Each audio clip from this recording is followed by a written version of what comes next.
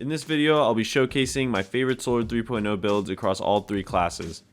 These builds all revolve around similar mod setups but work well for general survivability and gameplay of all levels. Starting with Warlocks, you have two options for exotics, Sunbracers or Starfire Protocol. Starting with the Sunbracers build, your class should have Heat Rises, Ember of Torches, Ember of Solace, and Ember of Ashes. Your last fragment slot's up to you. Your mods should be Bountiful Wells, Font of Might, Explosive Wellmaker, Elemental Ordnance, and Well of Life. The gameplay of this build revolves around spamming solar grenades to clear adds and giving yourself and your teammates the Radiant buff. After every charge melee kill, you'll be able to spam solar nades, creating loads of elemental wells you can pick up for Font of Might.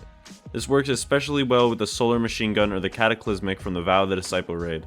If you're looking for a build a bit better for something like GMs where the adds won't just die to a solar grenade, you can equip Starfire Protocol and use fusion grenades with Touch of Flame. The mods are the exact same for this build, but the playstyle is a little bit different.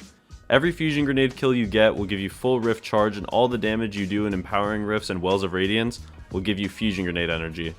This essentially lets you spam fusion grenades as long as you're inside of a well or empowering rift. My personal recommendations for a loadout are Wither Horde and a bait and switch Cataclysmic, so you can deal damage over time and high DPS with Font of Might. Hunters, you're next, with your two exotics being Caliban's Hand and Young Ahamkara's Spine. For the Caliban's Hand build, you're going to want to run Proximity Explosive Knife, Knock 'em Down, On Your Mark, Ember of Solace, Ember of Torches, Ember of Singeing, and Ember of Ashes on your class. You can use any nade of your choice. Your mod setup is going to be Well of Life, Font of Might, Bountiful Wells, Melee Wellmaker, and Explosive Wellmaker. The gameplay of this build revolves around spamming explosive throwing knives for Radiant and creating many elemental wells for Font of Might. The weapons I suggest using are a Solar Submachine Gun and a Solar Machine Gun or a Cataclysmic with an Izanagi's Burden or Wither Horde in your primary slot. For the Young Ahamkara's Spine build, you switch your knives to trick knives and equip a Trip Mine Grenade with the same mods. With this build, you'll be able to deal lots of damage to higher level enemies, as well as constantly giving yourselves and your teammates the Radiant buff.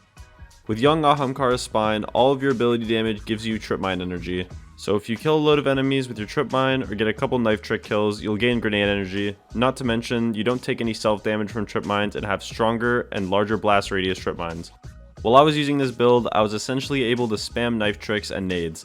If I ever missed a knife, I would just use the Gambler's Dodge to regain my nade energy and proc Classy Restoration.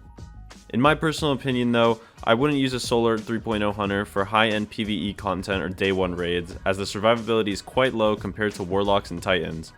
I would instead invest in a Smoke Bomb build with Omni Oculus, as it is way too strong to pass up on for any high-end PvE content.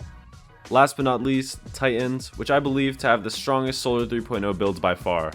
You have far more exotic options, with you being able to use Synthoceps, Loreley Splendor Helm, Heart of Inmost Light, and Armamentarium. Your class should either have Thermite or Fusion Grenades, Throwing Hammer, Sol Invictus, Roaring Flames, Ember of Torches, Ember of Solace, and Ember of Ashes.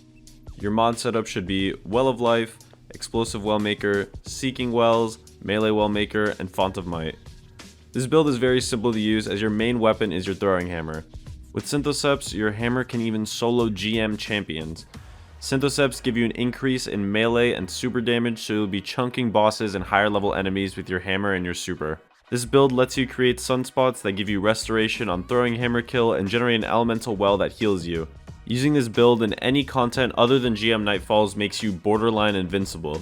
Even when Classy Restoration is gone, you'll be able to use this build to its fullest potential. If you decide to not use Synthoceps, this build is relatively the same, other than the fact that you lose out on some damage by using any other exotic. In conclusion, these builds are extremely strong and are the best ones that I could come up with. Share some of the builds that you guys are using, as I'm curious if there's anything that I missed out on or overlooked while making this video. If you enjoyed or found any of it helpful, like and subscribe, as videos like these take quite a bit to create, and I'll see you next season with ARC 3.0 builds.